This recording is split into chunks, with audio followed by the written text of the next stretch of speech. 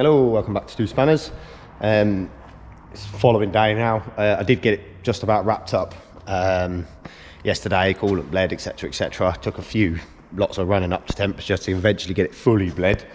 Wasn't particularly difficult, just didn't want to chuck all the air out all in one go, so it was like heat it up, let a bit of air out, let it run for a bit, heat it up, let a bit of air out.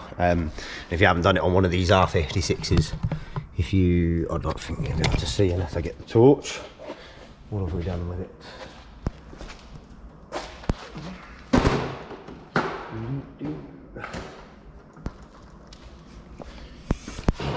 If you look down there, you should be able to see just about the little tiny black screw down there, and that's the bleed screw on top of the thermostat. Still haven't done the rocker cover yet. That's next on the job, but obviously we don't need to drop the oil to do that. But that is definitely weeping in the corners, and then I think it's also weeping from under here, because this is a separate piece, but it's plastic moulded from factory around a little sort of rectangular shaped orifice here that leads to this breather. I think it's leaking from under there, looking at that. Things we've changed, so put the new Vanel solenoid in. Down there you can just see the end of the plug, brand new Vanel solenoid, that's now not leaking. We've put the new, obviously, oil feed and return, which I think I showed you on the previous links. Like I say, this is the following day, so I apologise if I repeat myself. Everything's obviously bolted back on. We've just double checked the headlight alignment, which is all good. So in terms of the maintenance bits, pretty much there. Obviously got fresh oil, fresh coolant, and then after we do this rocker cover, that should be it. Shouldn't be spilling oil everywhere, but for how long, who knows. In terms of what we've done here, so first things first, you can see that a mark there and a red mark on top of the cap. It is definitely 100% touching the bonnet. Okay, you can tell it's high. You can see here it's higher than the seal on the bonnet. Yeah, so next step is to, so far all I've literally done is cut into the plastic, you can see there, so it will slot on similar to it did the bracket at the front here. And it's fairly solid, but it's a bit high. So two choices are, we make a bracket to move it down a smidge, which is probably going to be the way we go, at least for now. But I have also inquired to see if we can get a slightly smaller sort of little aluminium one tigged up. So we'll update you on that as when I know a bit more. I'm not going to drive it around like this for ages, because eventually it will wear through the cap, but it is sort of usable as it is, and the car is not used for any high mileage. And we moved the coolant tank from down here to fit in this little intake. Again, said in the previous video, I'm sure I said that I cannot bring myself to spend all that money. Now this is sort of version 1, if you know what I mean. It's not like the final polished piece. Little bits and bobs, like I bought this pre-made T-piece from ASH. The quality and everything seems perfectly fine.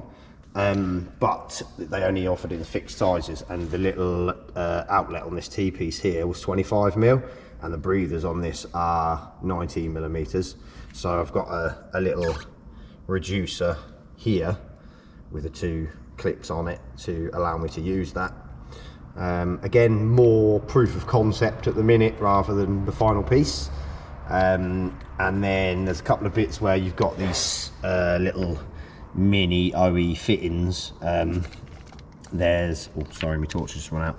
One here on the back of the rocker, one here, and then one down on the inlet manifold as well, where this one breathes to. And because of that fitting, I've done stuff like this. So you can see aftermarket with a joint there, and then it goes on to the, I don't know if you can see that, I need to get my other torch, I'm sorry. Then it goes on to the stock pipe there, and that's a hard pipe, so you can sort of Jubilee clip it to it, or in this case I put a washing machine clip on it, because primarily the main thing was I didn't want to crush it, because this although it's a hard pipe, it's not the hardest thing in the world. And then same there, so I've used a standard fitting and then just Jubilee clipped the aftermarket hose to it. Again, needs a bit of tidying up on that. It's not perfect, but a proof of concept at the minute. And then we'll polish this up over time. I've got a couple of other things sorted. 70mm ram air filter, so 70mm neck diameter.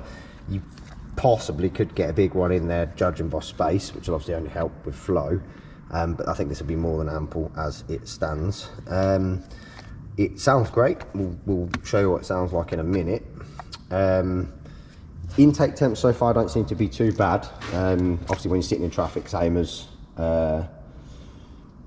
you know, even the standard airbox, you do get a bit of heat soak and stuff, but generally cruising around on that, and when you're hitting it, this at the minute, with the cold air feed being just there, touch wood, intake temps are noticeably lower, so that might be a slight win there.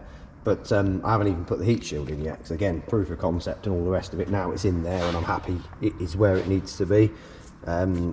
Just going to be mocking up a heat shield that runs along here.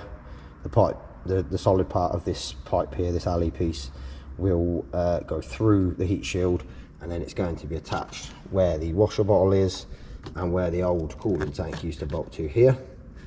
And that should help just keep a little bit of heat that side in the engine bay, rather than you know, soaking over the filter. Don't want to be sucking in loads of hot air. Yeah, and that's about it really. Like I say, other than having to sort of, you know, bleed the car a few times from that thermostat bleed valve. Again, not too many issues, nothing too major. Takes 4.2 litres of oil. All these hoses come from ASH. They've got their own store, or I do believe they sell on eBay as well, but I got it straight from their website. Same with the reducer here, because the turbo inlet's so small. ASH, ASH, ASH, ASH, ASH, same with all the red piping. Seems to be good quality looking at it, and it's much cheaper than some of the big brands, so that's always good. Yeah, I mean, other than that, like I say, some of the strip down we filmed, it's pretty much the opposite going back, you know. It just doesn't seem to make much sense to waste a load of your time. Let's put it back. If you've taken it off, you should be able to put it back on there.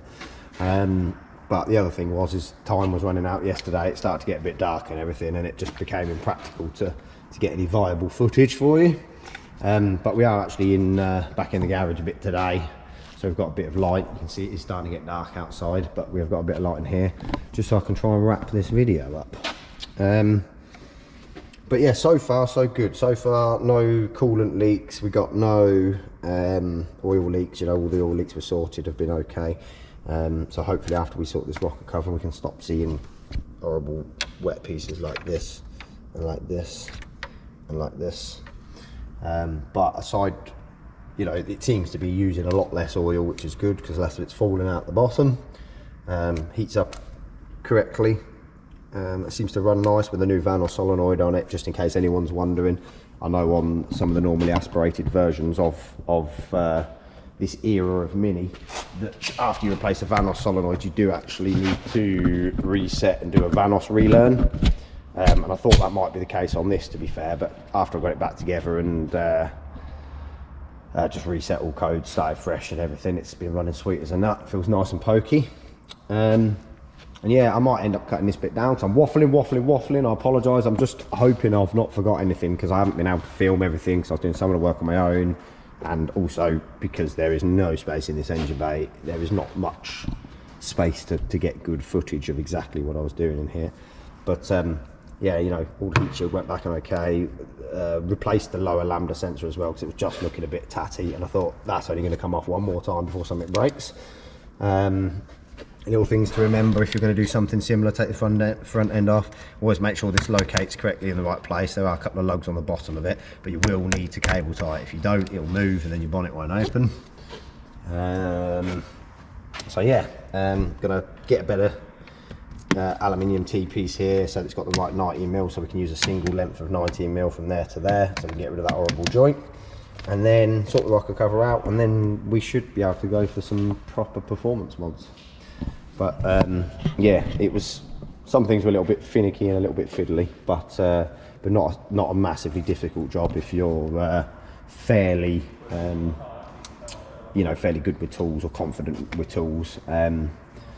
You know, I think the biggest challenge with this car is sometimes you look at that and you think, where do I start? How do I get to what I'm trying to replace? But I would probably just suggest, if you're doing much around the engine bay, especially around the front of the engine bay and the turbocharger, is just pull the bumper off the slam panel grille and then disconnect the subframe and put it in front end service mode, because it will just save you so much hassle and smash knuckles.